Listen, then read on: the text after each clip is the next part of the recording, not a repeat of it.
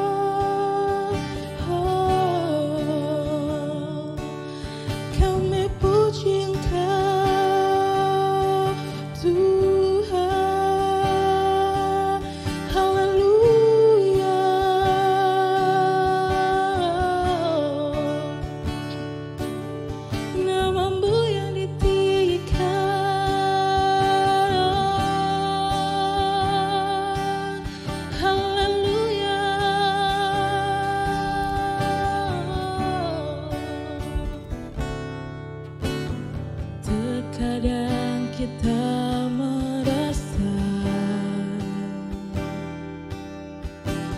tak ada jalan terbuka,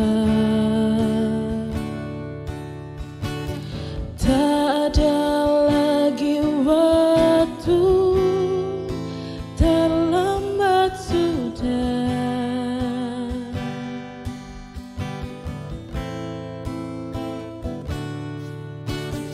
Tuhan tak pernah berdusta,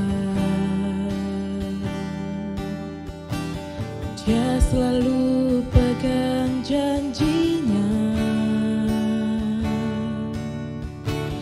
Bagi orang percaya, mukjizat nyata.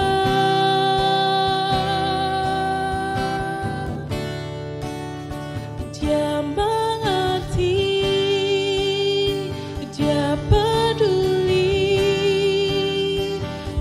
persoalan yang sedang terjadi, Dia mengerti, Dia peduli. Persoalan yang kita alami, namun satu yang Dia pinta, agar kita percaya sampai mukjizat menjadi nyata.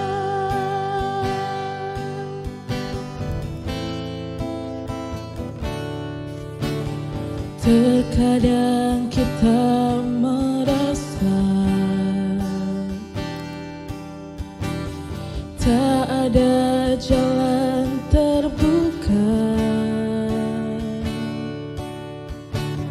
tak ada lagi waktu, terlambat sudah.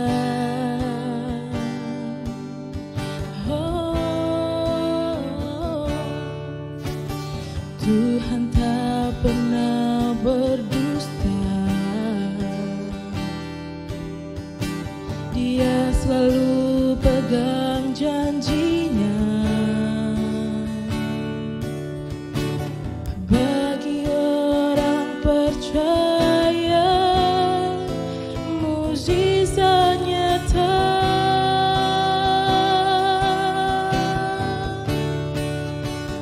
Dia mengerti, Dia peduli.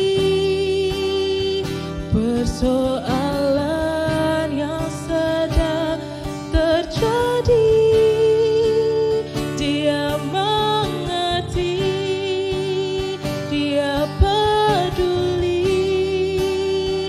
Persoalan yang kita alami, namun satu yang Dia pinta, agar kita percaya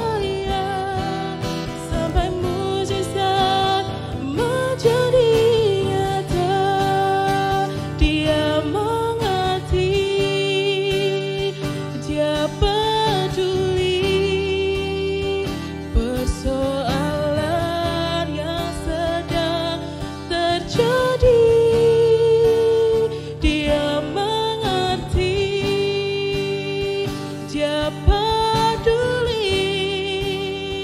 persoalan yang kita alami.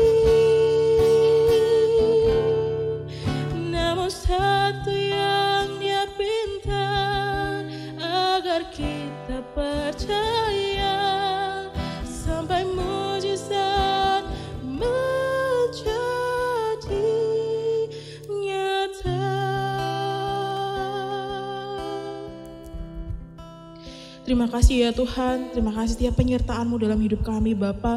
Kami percaya Bapa, mukjizat pasti akan nyata dalam kehidupan kami. Apapun Tuhan yang sedang kami alami saat ini Tuhan, kami percaya Engkau beserta kami Tuhan. Kami percaya Engkau tahu setiap persoalan kehidupan kami, dan kami percaya Engkau akan menyelesaikan setiap persoalan kehidupan kami. Terima kasih Yesus, kami sudah memuji Engkau, menyembah Engkau, muliakan nama-Mu Bapa. Kiranya biar setiap pujian yang kami naikkan boleh menjadi pujian yang terbaik Tuhan di hadapan-Mu. Dan kami mendengarkan firman-Mu Tuhan, layakkan kuduskan kami untuk dengarkan firman-Mu, supaya firman-Mu Tuhan boleh berkuasa mengubahkan kehidupan kami. Terima kasih Yesus, kami serahkan, kami alaskan kehidupan kami Tuhan, dan doa kami dalam nama-Mu Tuhan Yesus. Kami telah berdoa dan mengucap syukur. Haleluya. Amin. Haleluya, puji Tuhan. Bapak Ibu Saudara yang dikasihi oleh Tuhan, kembali kita bersama-sama untuk beribadah dalam renungan harian GBD Efrata yang ada. Mari kita siapkan hati kita untuk kita sama-sama belajar firman Tuhan di malam hari ini. Saya beri judul firman Tuhan di malam hari ini adalah jangan menyerah dengan keadaan. Jangan menyerah dengan keadaan. Kita mungkin merasakan betapa keadaan atau situasi yang sekarang ini semua serba sulit. Ibadah pun saat ini mungkin serasa dipersulit. Kita harus mengikuti aturan yang ada. Kita harus beribadah dengan situasi yang mungkin kita merasa gak nyaman. Tidak nyaman untuk beribadah. Gak seperti biasanya kita beribadah kepada Tuhan. Tetapi mari kita jalani semua dengan penuh dengan ketulusan kita kepada Tuhan. Mari kita sama-sama buka Alkitab kita di dalam Ayub pasal pertama ayatnya yang pertama. Ayub pasal pertama ayatnya yang pertama. Saya akan bacakan untuk kita semua. Ada seorang laki-laki di tanah Uz bernama Ayub. Orang itu saleh dan jujur. Ia takut akan Allah dan menjauhi kejahatan. Saya ulangi. Ada seorang laki-laki di tanah Uz bernama Ayub. Orang itu saleh dan jujur. Ia takut akan Allah dan menjauhi kejahatan. Puji nama Tuhan. Mungkin sedikit banyak dari kita sudah mengetahui cerita tentang Ayub ini. Bagaimana Tuhan uji Ayub. Sehingga semua harta kekayaan apa yang dia punyai, Tuhan seperti hancurkan. Mungkin kita sudah mengerti bagaimana jalan cerita Ayub ini, cerita seorang Ayub ini. Dan di endingnya, di akhirnya, dia tetap bertahan kepada ujian, kepada imannya itu. Tapi di malam hari ini, mari kita sama-sama belajar. Yang pertama, Ayub ini adalah seorang yang saleh. Yang saleh. Dalam bahasa aslinya, dalam bahasa Ibrani, kata saleh ini adalah tam, yang artinya sempurna dan lengkap. Sempurna dan lengkap. Apa kesempurnaan Ayub ini? Apa kelengkapan Ayub ini? Kalau kita lihat, kita baca terus ayat ini, di situ ada momen ketika Ayub berdoa. Dia adalah seorang yang suka berdoa kepada Tuhan. Ia sering mendoakan anak-anaknya. Ia suka berkorban. Bahkan membayar korban persembahan kepada Tuhan. Ketika anak-anaknya berbuat dosa, hidup dalam dosa, Ayub kuduskan mereka semua. Ayub bayar korban penebus salah kepada Tuhan. Terus ayat berikutnya juga dikatakan bahwa Ayub ini adalah seorang yang kaya. Tetapi dengan kekayaannya itu, Ayub tidak pernah bergantung pada kekayaan itu. Dia sadar apa yang ia miliki itu berasal dari Allah. Makanya firman Tuhan katakan Ayub itu seorang yang lengkap. Orang yang sempurna dalam mengiring akan Tuhan. Ini Ayub. Makanya firman Tuhan katakan Ayub itu adalah seorang yang saleh. Orang yang lengkap, orang yang sempurna. Tapi satu hal yang kita akan ambil pelajaran di malam hari ini.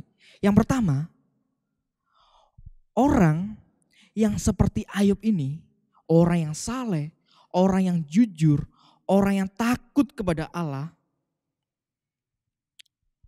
orang yang menjauhi kejahatan, tidak bisa menjadi jaminan bahwa cobaan itu berlalu daripada dia.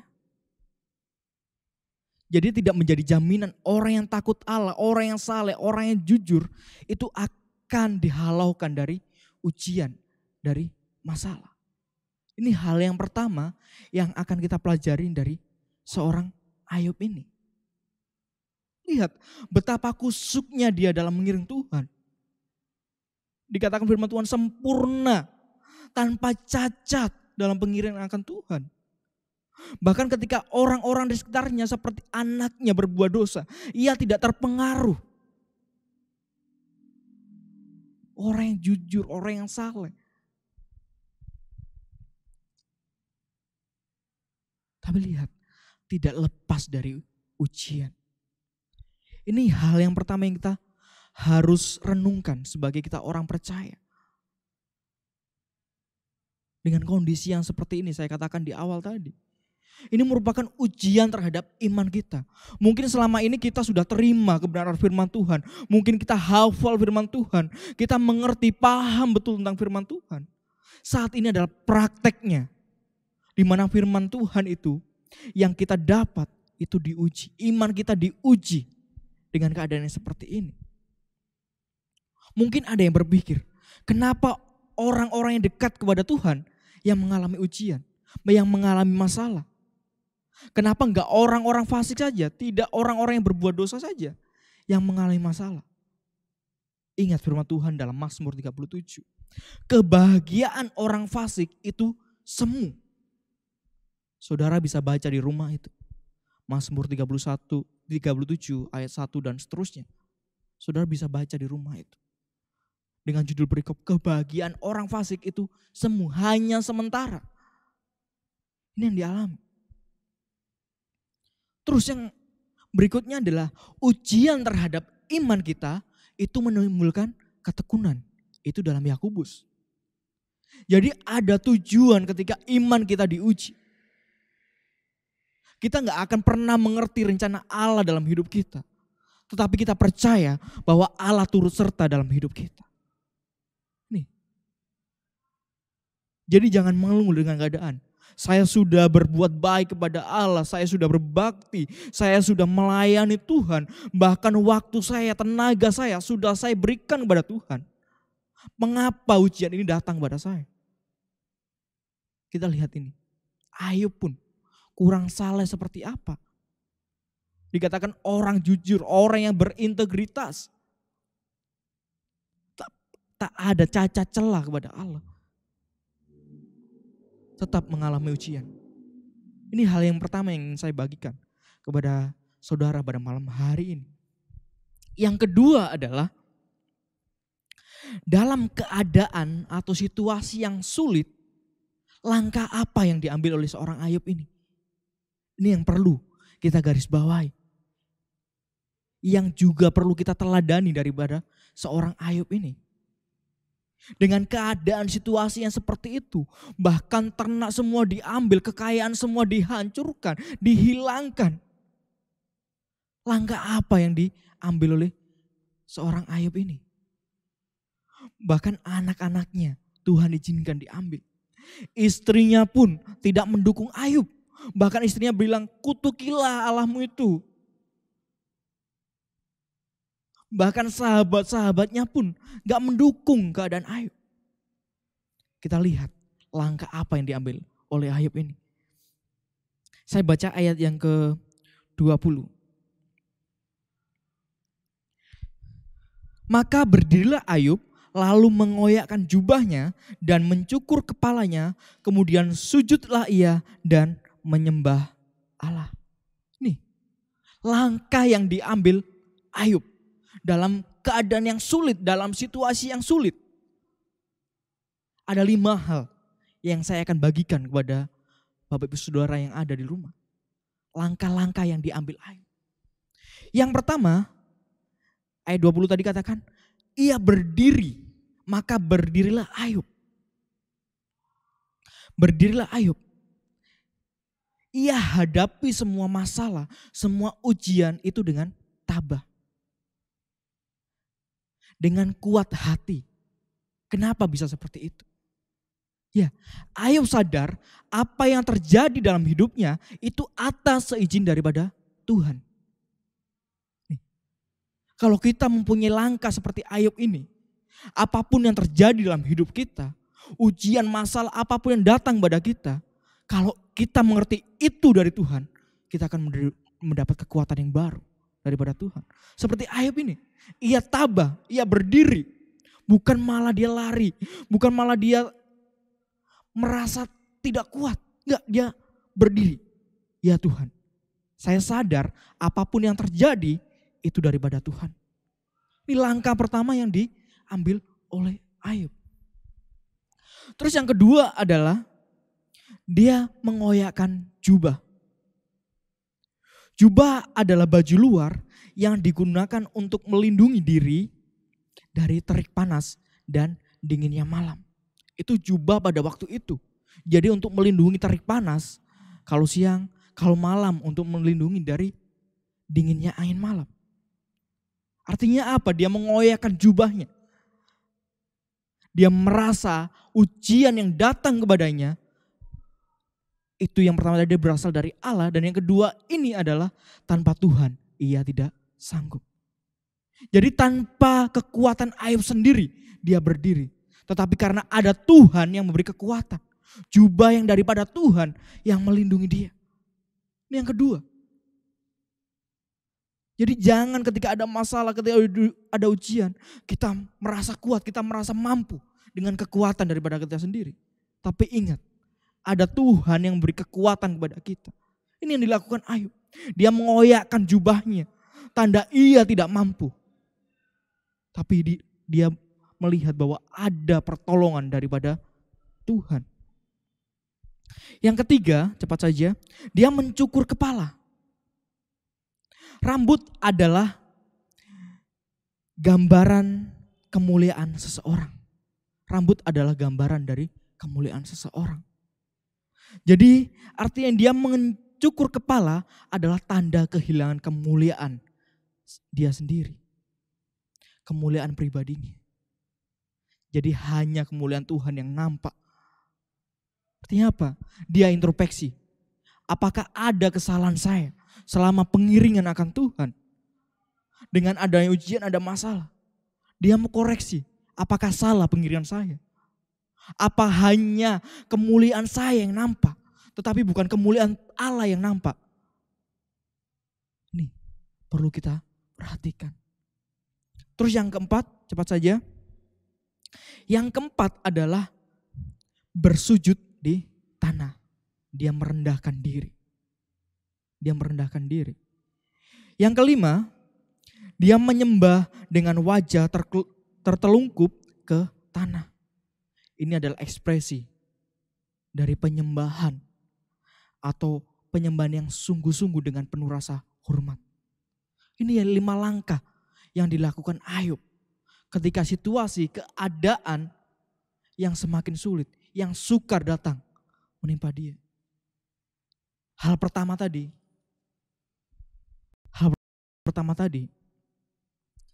kita dekat kepada Tuhan, kita menjadi pribadi yang selalu dekat, selalu melayani Tuhan, belum tentu masalah jauh daripada kita. Itu yang pertama. Kita tidak akan pernah mengerti rencana Allah dalam hidup kita. Kita gak akan pernah mengerti. Tetapi ingat, Allah ada bersama-sama kita untuk melewati itu semua. Yang kedua, langkah-langkah yang diambil oleh Ayub ketika keadaan sulit, ketika situasi sulit. Yang pertama tadi saya catat bahwa ia menyadari apa yang terjadi atas seizin Tuhan. Yang pertama itu, ia menyadari apa yang terjadi atas seizin Tuhan. Yang kedua, ia tidak mampu bertahan dengan kekuatan sendiri. Yang ketiga, ia introspeksi diri. Apakah ada yang salah dalam mengiringannya akan Tuhan? Yang keempat, ia merendahkan diri, membutuhkan pertolongan daripada Allah. Dan yang kelima, ia tetap menunjukkan rasa hormat kepada Allah. Dan ia tetap setia. Puji nama Tuhan. Ini yang dapat saya sampaikan di malam hari ini. Biarlah firman Tuhan boleh terus menguatkan kita di kondisi hari-hari yang semakin sulit ini. Puji nama Tuhan. Kita sama-sama tundukkan kepala, kita berdoa. Bapa kami yang di surga, kami berseru padamu di malam hari ini Tuhan. Kami bersyukur buat apa yang Tuhan izinkan terjadi atas setiap hidup kami ini. Setiap pergumulan, setiap masalah yang ada, kami percaya ada atas seizin daripada Tuhan. Dan kami percaya Engkau ada bersama-sama kami untuk menolong kami, untuk menguatkan kami, bahkan untuk membukakan jalan bagi kami. Terima kasih Bapa, terima kasih Yesus. Kami percaya ada rencana yang indah yang Tuhan siapkan atas hidup kami ini Tuhan.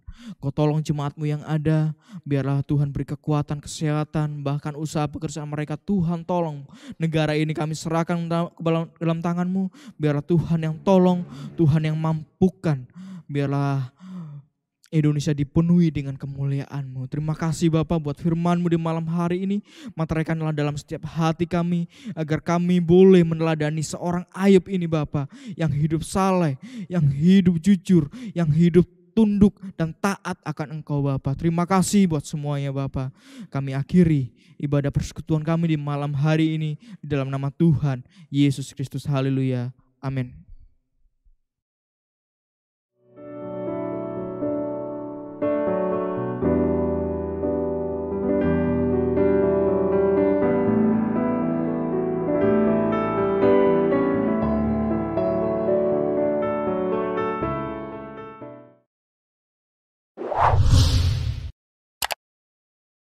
Subscribe channel YouTube GPDI Efrata Yogyakarta dan aktifkan lonceng notifikasinya untuk mendapatkan informasi seputar live streaming dan video khotbah terbaru lainnya. Tombol subscribe berada di kanan atas channel kami dan jangan lupa klik tombol loncengnya. Tuhan Yesus memberkati.